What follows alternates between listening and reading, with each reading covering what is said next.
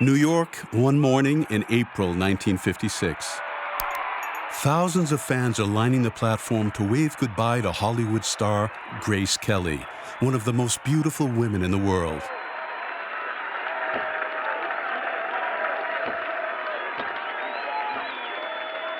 She has decided to quit the film industry and to leave America. Is everybody all right? The movies didn't get anything. What do you mean the movies didn't get anything? There's almost a riot. Wait a minute. Wait. Well, let me ask you a question. She stopped when she was 26 years old. That's when most people start their careers. She was a big, big star in Hollywood, and she gave it up because she was in love. To everyone's great surprise, she leaves for Europe to marry a prince unknown to the Americans.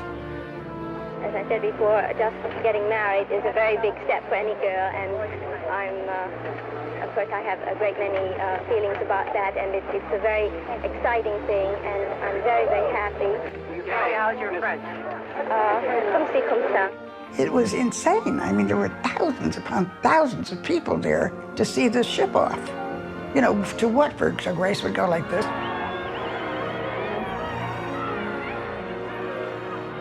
On the deck, surrounded by her parents, the actress seems excited.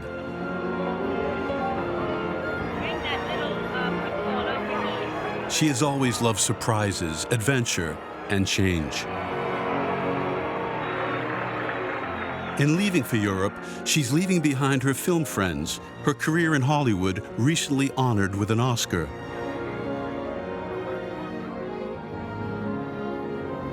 She's leaving New York, her adopted city. And perhaps, above all, her childhood.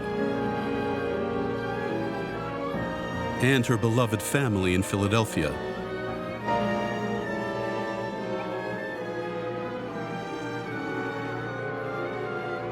Nobody saw this marriage coming. She has always done what she wants, when she wants.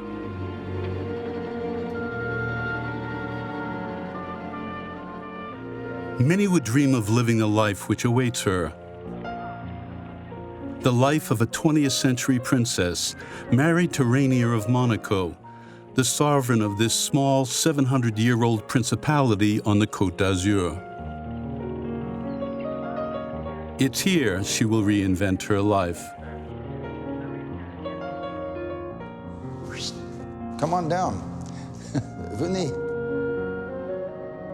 Since her tragic death in 1982, most of her personal photographs and films have been stored in the family archives.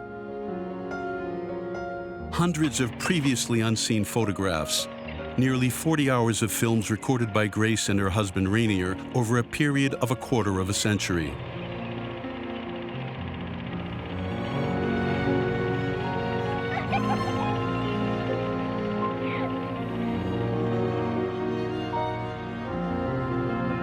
Her son, Prince Albert, has agreed to show us these films. She loved to film. Maybe it stems from her days of being in front of the camera, and now she wanted to film herself, but I think she wanted to capture those wonderful family moments. Albert, bring that little football over here. Right until the end, the actress used her own amateur camera to tell the story of her daily life. Very different from her official image. An inside look at a complex woman whose chosen path continues to be questioned.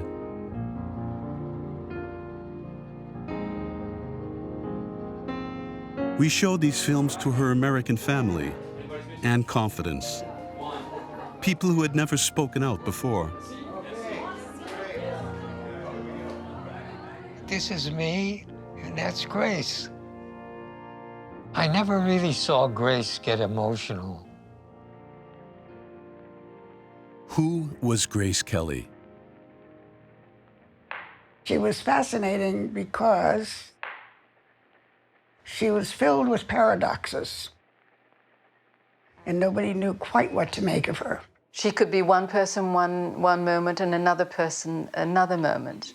There was a mystery about her. What was it?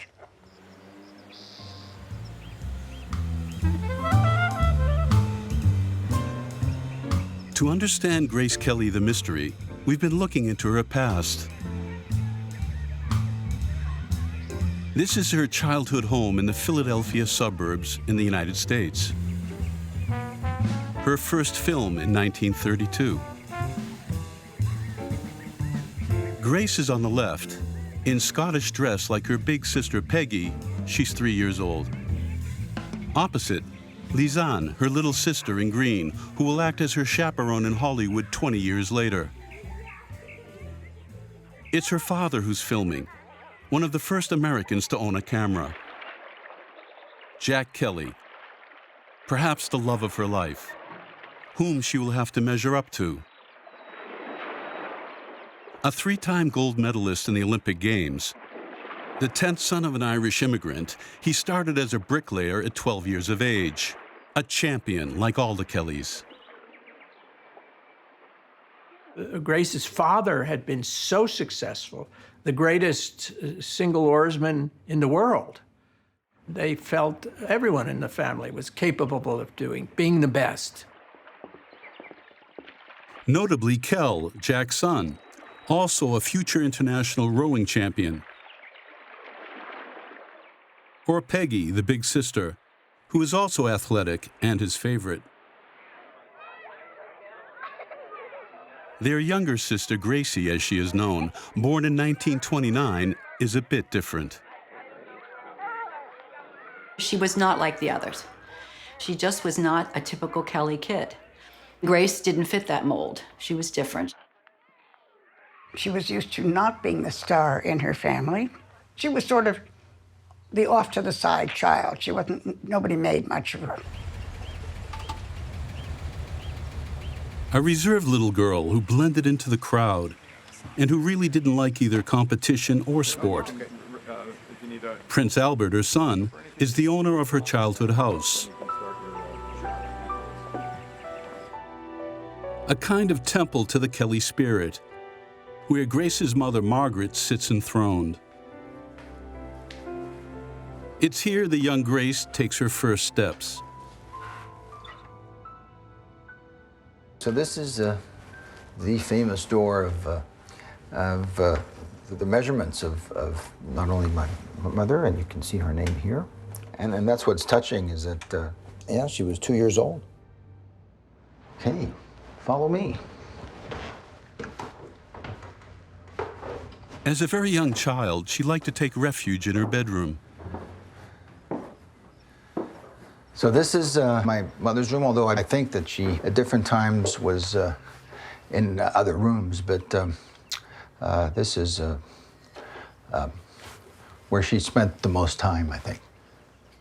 I got the impression that my mother liked to be alone at different times of the day, and so she liked to invent stories and had a lot of dolls to play with. She was a little shy, but she liked to be in company as well. Do you want to come in here? She told me sometimes if you want to be on your own for a few minutes, it's fine. You know, there's that famous story of when my mother locked her in a closet. She thought, you know, well, I'm going to fix her. And well, wouldn't you know, Aunt Grace was in that closet for over an hour, and she could care less. The young Grace was both obedient and rebellious and would remain so all her life. An unusual combination which would soon bowl over Hollywood. For now, her parents encouraged her to take up the theater. Aged 12, she played her first role in this neighborhood hall to replace Peggy, who had fallen ill. Nobody imagines then that 6 years later, when she is 18 years old, she would tell her family that she wanted to be an actress and that she was leaving for New York to start acting classes.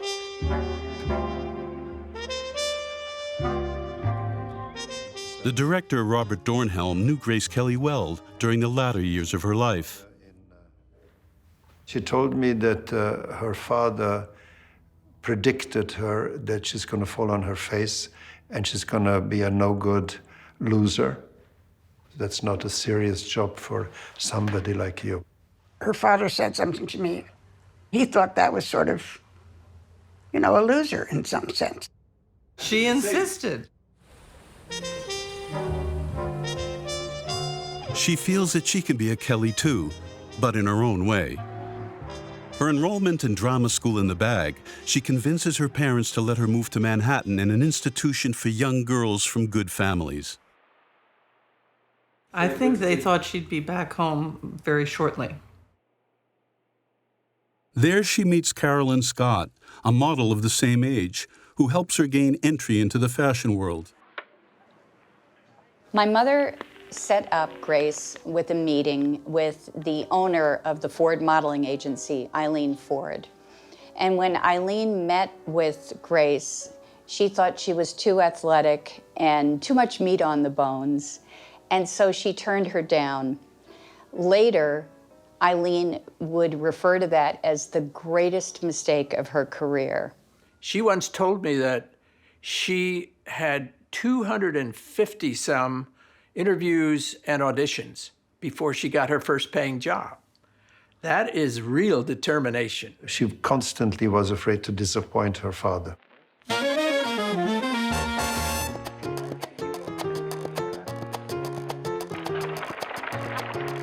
Grace doesn't turn anything down. Adverts for insecticides, for toothpaste, for cigarettes, beauty pageants. When her debut in repertory theater on Broadway is cut short, she starts to perform in the growing television industry, and she lights up the screen. She had a funny sort of gawkiness. I can't explain this to you. She was very graceful, but there was also something childlike and gangly about her. So when she was loose and easy and comfortable, she'd move, and it was kind of like a little deer, you know, a little deer who wasn't quite sure of being on its legs yet. It was adorable. I can't explain it, but it was so charming.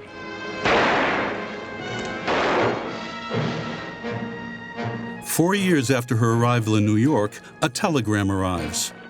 Hollywood is calling. They want her to star with Gary Cooper, one of the biggest actors of the time. I read a script that Fred Zinnemann was going to direct called High Noon.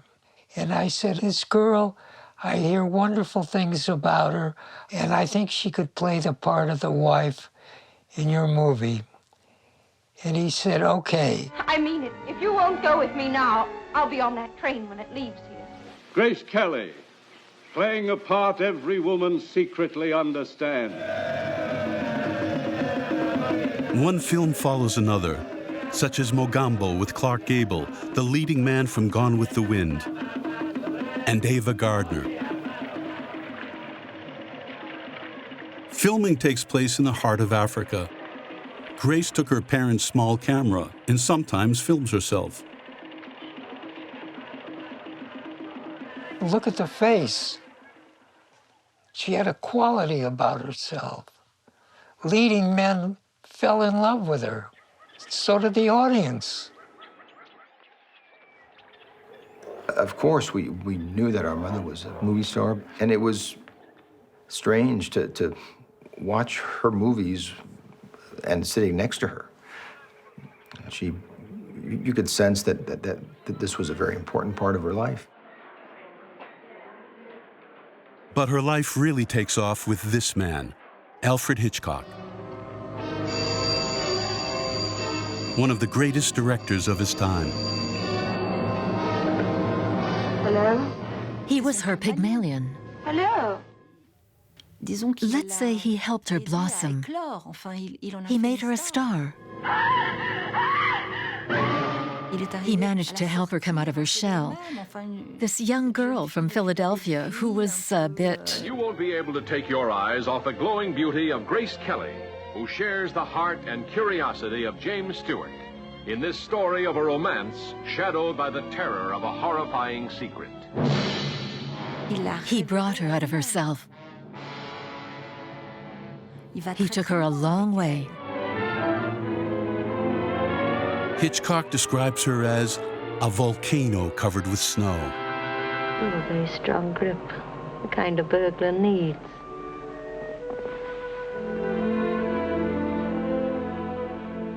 A close friend of Grace Kelly, Bob Marks, associated with Hitchcock in the 70s. When he saw Grace, he said, "This is perfect because she is elegant. She was well brought up. She's a lovely lady and ladylike. And yet there's this intense passion underneath." She was terribly seductive, without even trying. Bridget O'Bear is one of the actresses in To Catch a Thief. All she'd think about was work. At mealtimes, for example, I would hang out with Carey. We would have a laugh. And Grace, she was at a table further away with her assistant, talking about the script. It was so serious. However, at the end of the day, the actress changes roles. When we were driving away in the evening with Hitch, he'd said, "I'm taking you for dinner." Hitch loved to crack jokes, and all of a sudden, we'd always see our Grace bursting out laughing, crying with laughter in the car. Can you imagine Grace crying with laughter?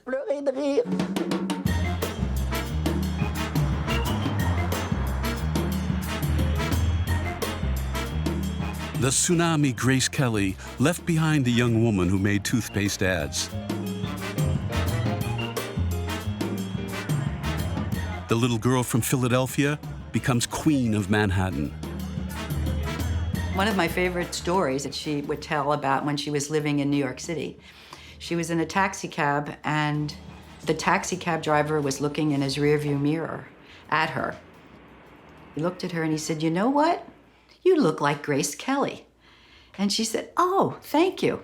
And he turned around and he said, "But you're cuter."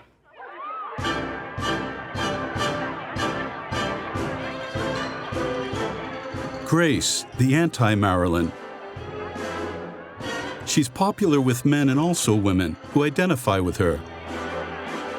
She is considered to be one of the best actresses in the profession.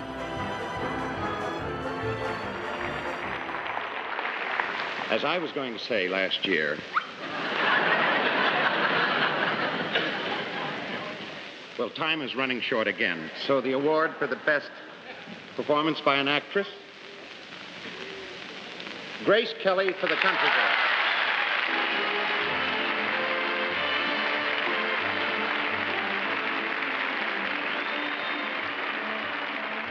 Everybody wanted her. She had her choice of every script in the business. But listen to her.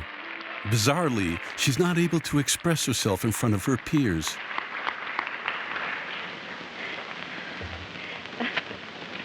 The thrill of this moment keeps me from saying what I really feel.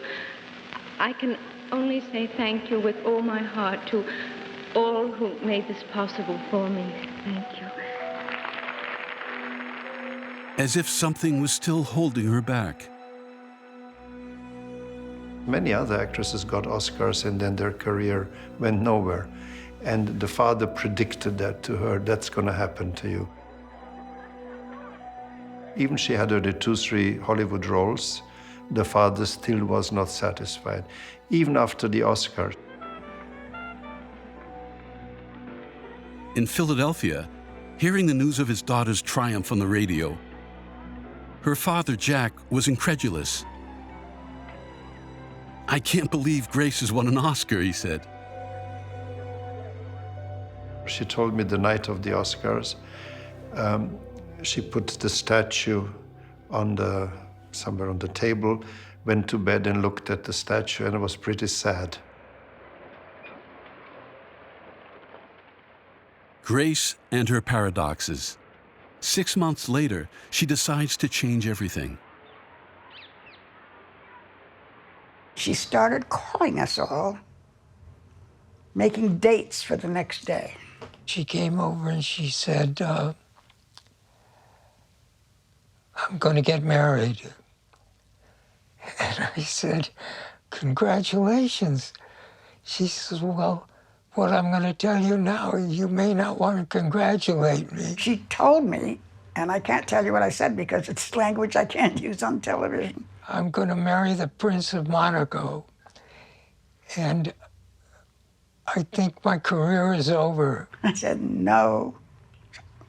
And I mean, it was just unbelievable to me.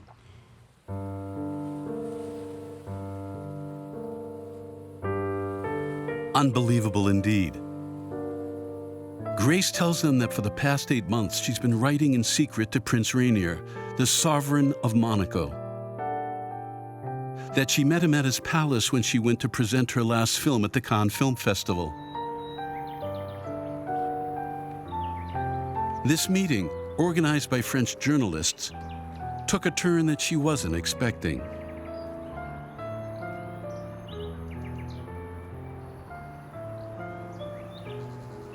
She never talked about this, but she didn't quite know what to expect. And my father also never talked about his feelings before that meeting. But I don't think he also didn't think that there would be a second meeting after that. The love was probably not love at first sight. There was admiration, there was respect, they impressed each other. She doesn't know much about Rainier Grimaldi yet. This bachelor, 6 years her senior, who speaks fluent English, spent his youth in boarding schools abroad before studying political science in France. He fought against the Nazis in 1944 while she was still a teenager and was decorated for acts of war. He reigns over this 2-square-kilometer territory between the sea and the mountains, which his family conquered in the Middle Ages. With Grace Kelly back in America, he makes the first move. She said right away he started writing to me very, very sweet letters. The romance really developed by mail. 8 months after they meet, Prince Rainier is invited to spend Christmas with the Kelly family. It's the second time they meet. Shortly after arriving at her parents' house, he proposes to her. Miss Kelly, and is it a surprise to you, Miss Kelly? Yes. I think she was very surprised, yes. Miss Kelly, what attracted you most about the prince? That's enough. That's a very personal question. I remember very well sitting right here in this room, and that so impressed me, and I could see Grace and Prince Rainier together. It was a true love match. You know, she knew a lot of handsome young men, and probably they were not challenging, and also a lot of them would have been Mr. Grace Kelly. Grace didn't want that.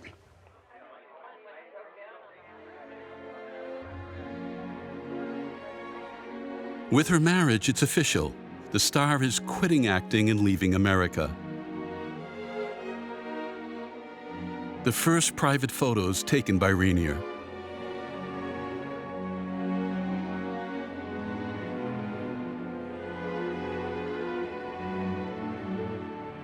During the 4 months prior to her wedding, she shoots one last film, then leaves to join him in Monaco. Dozens of journalists surround her. Her friends, her mother, her older sister Peggy, her father who lets off steam in the gym, and Judith. It was 8 days of absolutely, I mean, it was heaven. It was so much fun. She found the job of a lifetime, being a princess. Nobody could fire her from that job. It's a job for eternity. Daddy cannot do anything about it because I am a fully employed, a successful woman. An 8-day crossing. it became very real. That we were going to get there, and most of us were going to come back, but that she wasn't. She was looking forward to it, but that she was a little scared. It was just that it began to dawn on her how much of a change it was going to be. Joy and sorrow at the same time. Again, more paradox.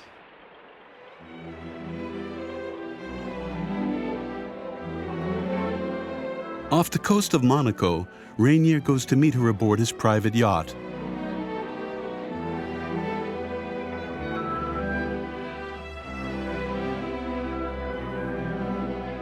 You couldn't have made it up for a movie any better than it actually was. I was very swept up in the glamour of it all. I mean, it was just like, oh my God, this is such a wonderful fairy tale, all of it.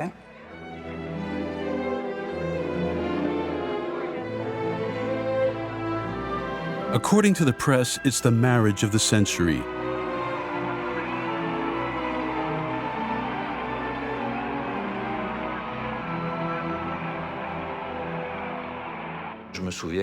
I remember my parents put a photo of the princess, a very beautiful photograph of Grace Kelly. She was in a black dress in the shop window.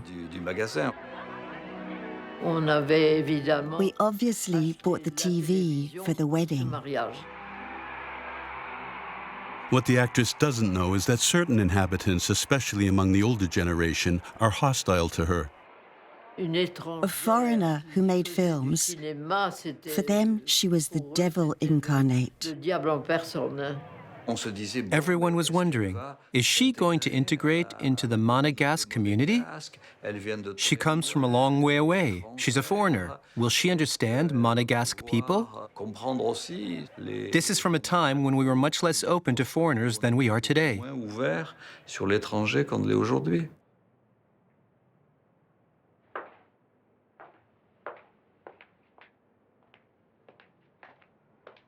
Back to the palace. For good this time.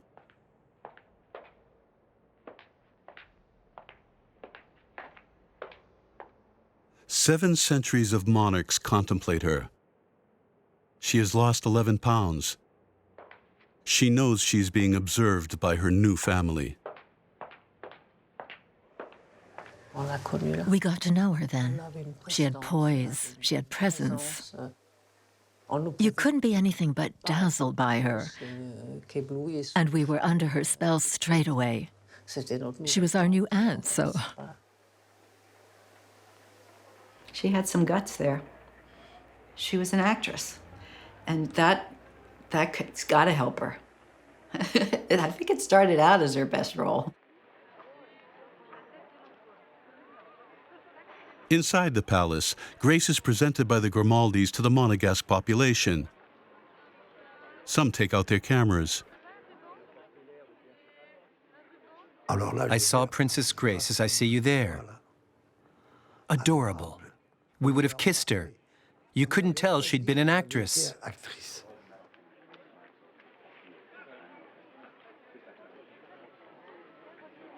Even though she doesn't let it show, Grace is apprehensive about the big day.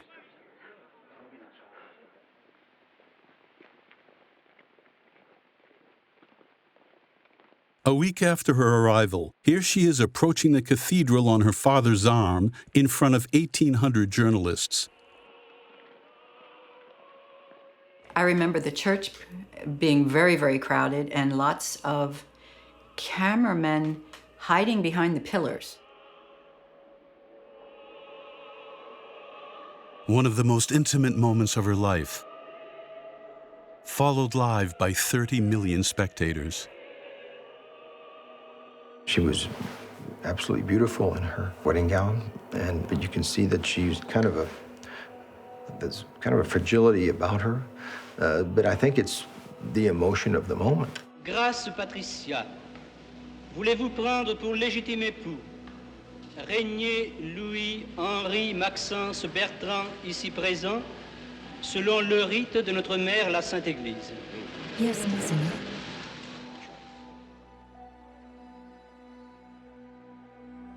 A murmured yes, which certain journalists on the lookout for a scandal interpret as a hesitation before marrying.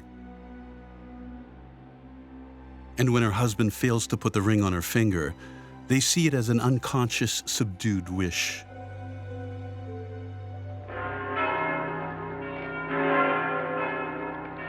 She has quit acting. But the drama hasn't quit her. Both parents said that they would have loved to have had a much smaller affair, a much more intimate wedding somewhere in the countryside. I would have loved that too for my wedding, by the way, and I think Charlene feels the same way.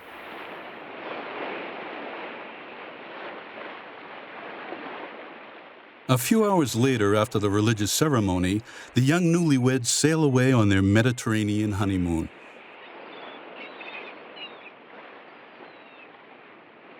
What they told us from the early hours of their honeymoon is that once they got on board the Diamante, they just collapsed on the bed and went to sleep.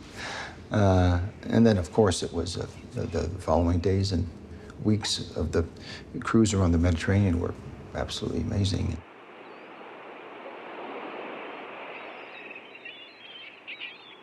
You see them, this was a picture that my mother took, I think, on my father's 33rd birthday, and then some shots of them on the beach in Ibiza.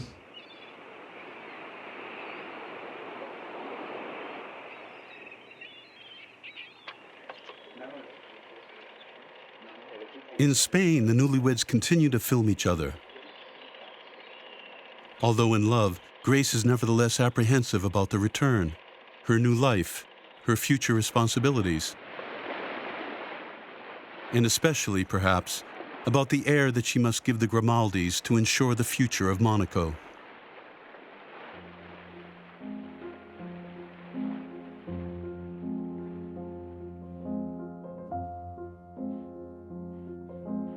Nine months later, it's a done deal when she gives birth to her daughter, Caroline, and 1 year later, her son, Albert. In the very beginning, she wasn't going out much, hardly at all. She was doing everything at the palace. She was doing her apprenticeship and learning French as quickly as possible, at least to get by, before being left to deal with the public on her own. That must have been difficult. She had the ambition to educate these kids like they would be living in a simple American family, not like living in a palace type. And I know that she always said to servants, and please come, let her pick it up and take it in the kitchen.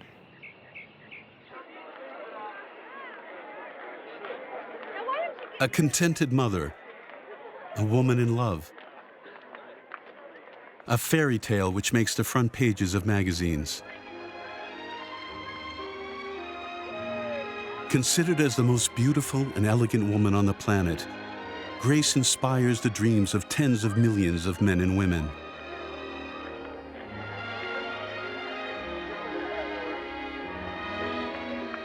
Her obsessive fear, however, is to be thought of as an extra.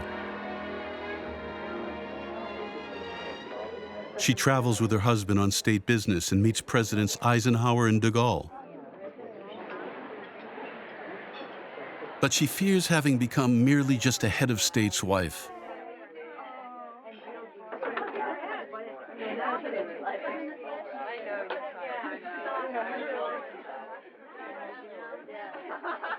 She was conventional. She would have been the perfect Hausfrau. That was in her nature. But there was also the poet. Then suddenly she forgets all the stuff that she was doing.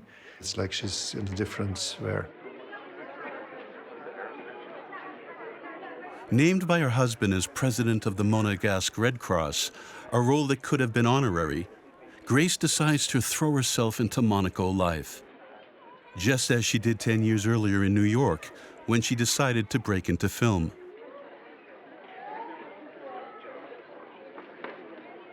Rainier was very ambitious about what he wanted to do with Monaco, and Grace was ambitious and wanted to help him. For him, the politics. For her, promoting the allure of Monaco. She decides to use her popularity. In a couple of years, Grace will put Le Rocher back on the world map. Rainier said, "She is my minister of culture, leisure, health, and youth." His head of communications, too. Welcome to Monaco. She invented modern princedom, really, if you think about it. In a few years' time, Monaco will change considerably.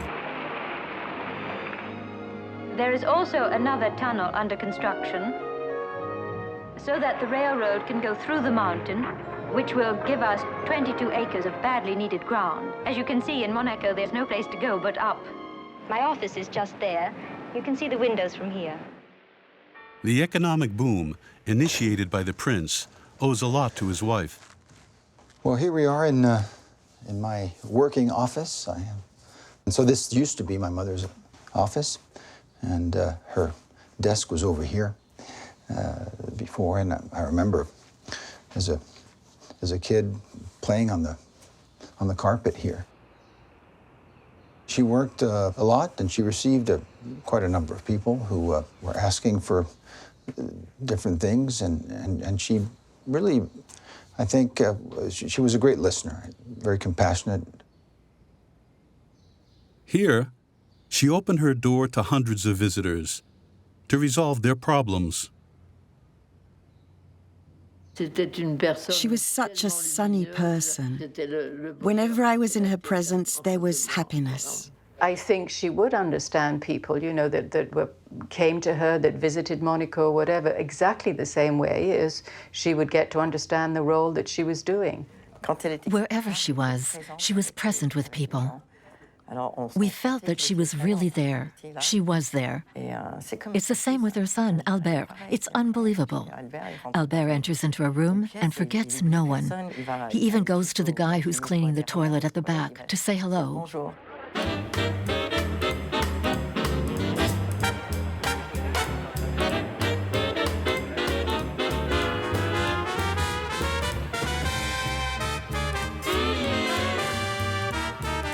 Grace Kelly found her place in Monaco. More so than anyone who had previously taken this role, she embodies the happiness of the Principality. But its fragility, too. By exposing herself to the press, she became prey. Since her wedding, the paparazzi haven't let her out of their sight. You know, she was upset. She was telling me, when I'm losing weight, they tell I have a cancer. When I have gained weight, they say I'm pregnant. Go in there with them? No, bite us. They would.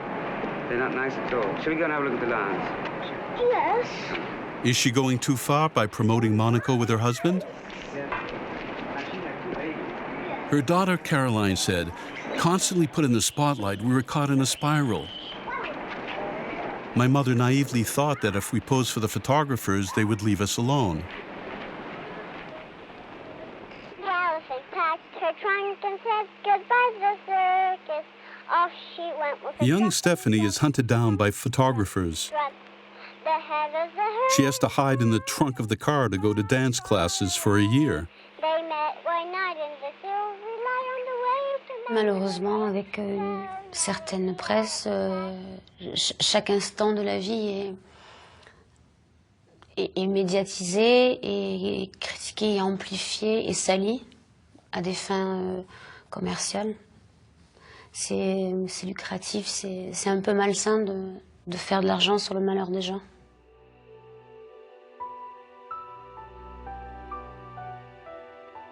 To escape this hunt whenever they can, the Grimaldis take refuge in their property Rocagel in the hills above Monaco. They have just bought a Provençal farm which they're restoring.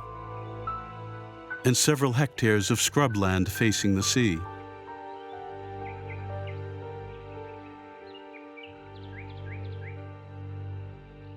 They really wanted to find a property that wasn't too far from Monaco, but that offered enough space for the family to be able to spend some wonderful times together and to give us a sense of normalcy and a sense of freedom also. No photographer will ever gain access to it. At Rocagel, Grace films with her camera.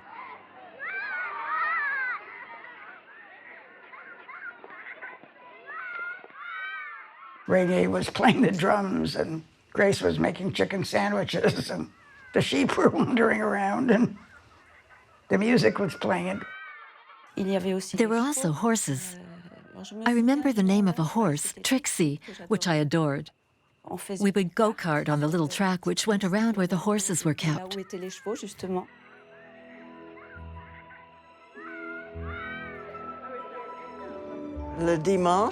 On Sundays, the prince would make breakfast.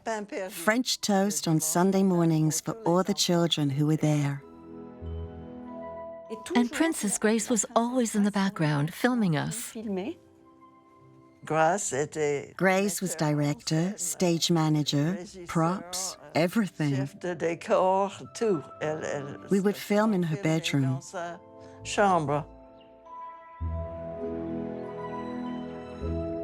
And she also films her husband, and vice versa. Those closest to them recall an ordinary couple. She was in love with him. She didn't say to me, oh, I adore my husband, oh, I love my husband. She wasn't that effusive, but she did love him. I saw them together, a loving couple together, caring about each other. They didn't even have a king-size bed. They had a little double bed. The films continue in the summer with her children and sometimes with her husband at her parents' villa on the east coast of America.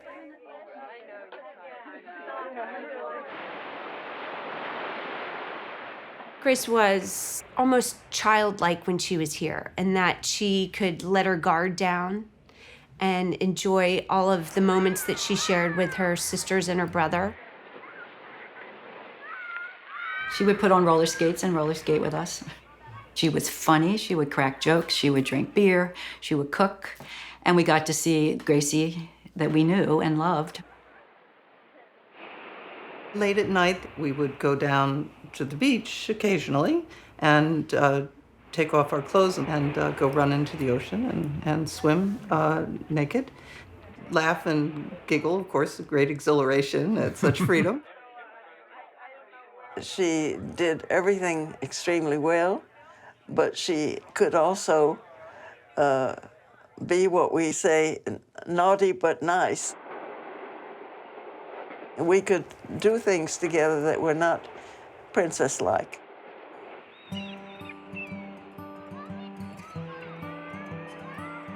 Coming to America was always a moment of great adventure, freedom, a joyful time.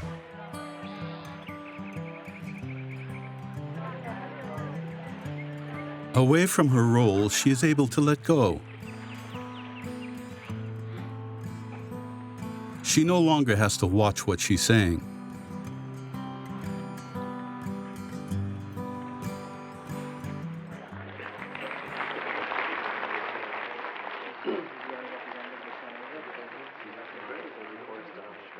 On her return to Monaco, she assumes the role that she has chosen for herself since her wedding.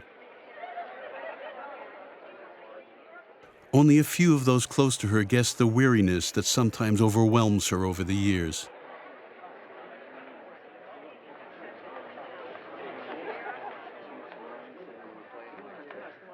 You know, Grace was very happy being there for a lot of years. She loved her life there. But, you know, then the children grow up, then your life begins again, you know. I could feel her kind of wistfulness at something being lost. In reality, her life wasn't a fairy tale. And she didn't want it to be seen like that. In her marriage, as in my marriage, in every marriage, I'm sure there were moments of fury, of anger, every emotion possible.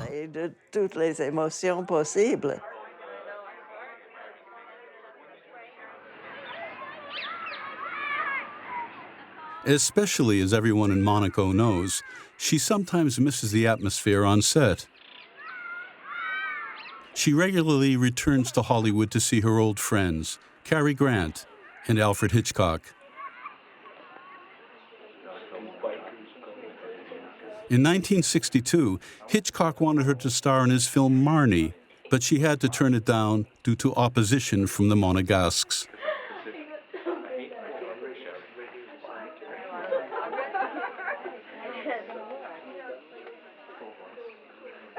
She realized, I think, very quickly that this was not really compatible with her role here and her responsibilities here.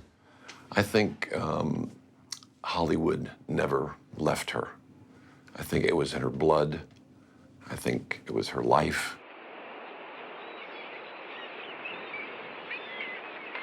She gave of herself without counting the cost. With her husband, she had put Le Rocher back on the map. But what now? I can't remember her ever saying to Rainier, do we have to do that? It was a little bit of a role that she was acting. You learn to turn on that smile when you need to. I really did see her turn it on and off. You know, you're an actress because you want to jump in different kind of character suits. One day I would like to be a murderer or a crook, another a hero, and there she was always in the same.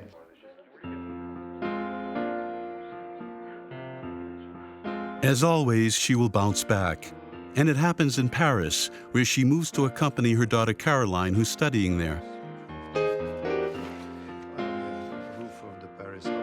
She meets young avant-garde actors who convince her to act in documentaries and recite Shakespeare in public in Europe and the United States. Among them, Robert Dornhelm, a young Austrian director, a leftist, and provocateur. This is a nice portrait that I did of her. She loved eating in a little simple bistro, shopping for onions. When we first met, how shall I call you? And said, well, what about call me Grace?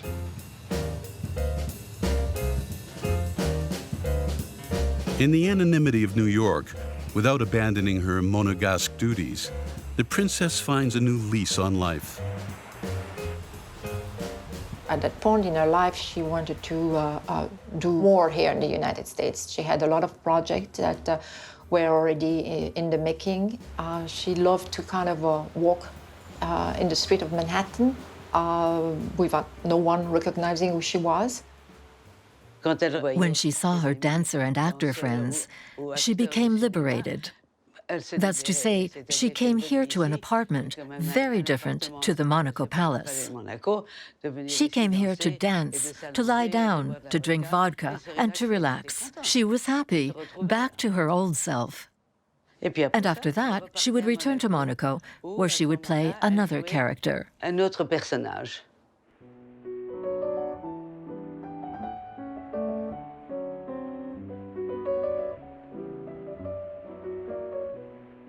The paradoxes of a woman with multiple roles.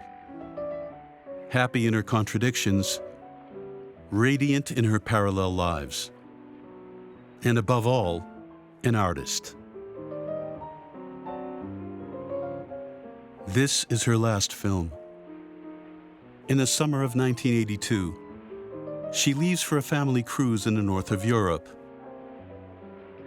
Still with her camera. She is 52 years old. Was it a mistake for Grace to go to Monaco? No, I don't think it's a mistake. I don't think it's a mistake. I think, you know, a mistake is something you do for the wrong reasons, I think, or by accident. I don't think it was an accident, and I don't think it was for the wrong reasons. I think she went there for the right reasons. In other news overseas, as we said at the beginning of the broadcast, Princess Grace of Monaco, Grace Kelly, has died. She died in a Monaco hospital tonight with her husband, Prince Rainier, and her 3 children beside her. It was so sudden that it was a knife to the chest. It's not possible. It's not possible. Not possible. It was horrific. Horrific. Horrific. The tragedy took place on September 13th, 1982.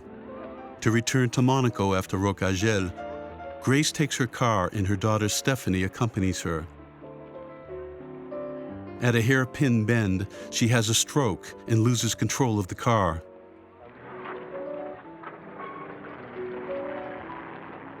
Stephanie, sitting in the passenger seat, tries to intervene. Dans l'urgence, c'était une boîte automatique, donc j'ai mis sur parc, comme on dit, et puis j'ai tiré le frein à main, mais bon, quand on tire un frein à main, ça n'arrête pas une voiture, mais dans l'affolement, de vouloir faire quelque chose, j'ai fait ce que je croyais pouvoir faire, je sais pas, c'est... Non, juste ce qu'elle m'a dit, c'est en anglais, I'm sorry. Voilà, pardon.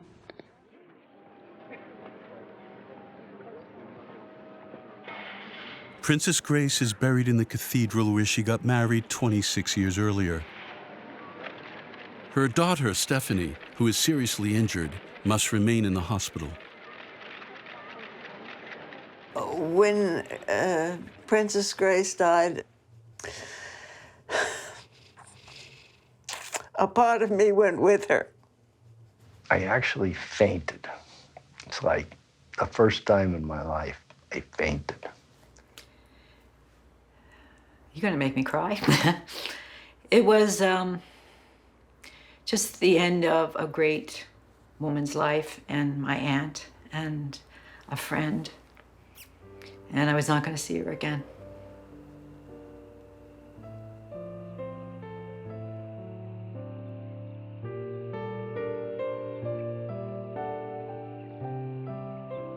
Who was Grace Kelly? She alone could answer that.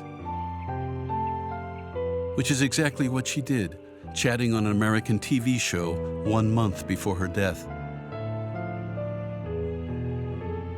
I know that it's much too early in your life to ask you this question, but at some point somebody's going to ask it to you. How are you going to want to be remembered?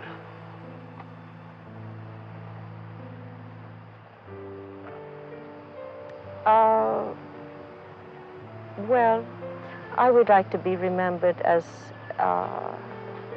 trying to do my job well, of being understanding and kind.